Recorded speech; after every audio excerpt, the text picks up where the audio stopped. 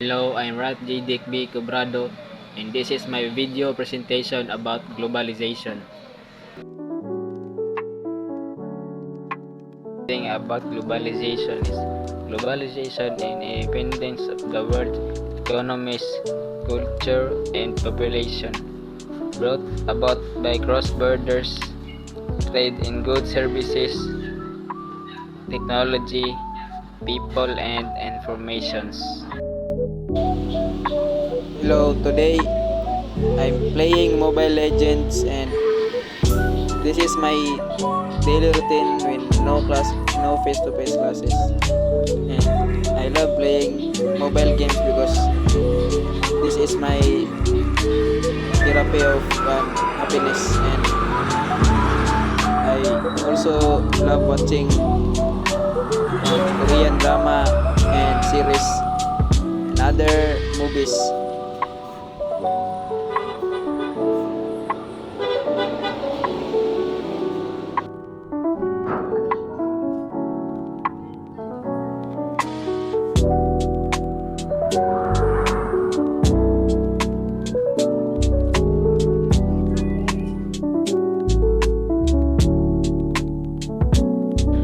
After playing all day Mobile Legends, I jogging with my JF cause I like jogging to the night and to balance my mental health cause I play Mobile Legends game too much.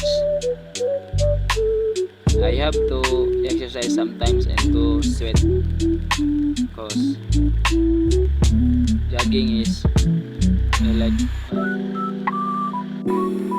The positive and negative effect of playing mobile games and jogging is playing online games is unhealthy because I sit all day and not moving. The positive in jogging is to help me recover and improve my mental health.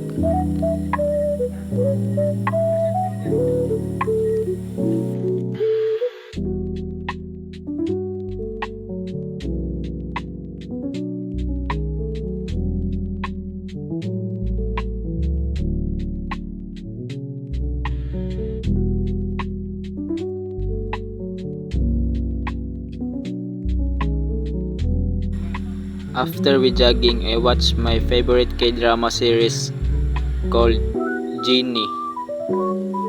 And this is my night routine when I don't have work to do to our house. I love watching K-drama and or movies and series. Watching K-drama and all other series is good thing, and many have to learn to the series because there have so much to learn about that movies or series, and love to watch it. I love watching it to the night because it relax me and go to sleep properly. Relate to the job, losses and workers' discipline in other areas. Makes a wider variety of good services consumers worldwide, leading to more choice and potentially lower price, increase productivity and wealth. Globalization encourage the division of labor, allowing to specialize in producing certain which boosts overall productivity and contributes to economic growth and moral wealth.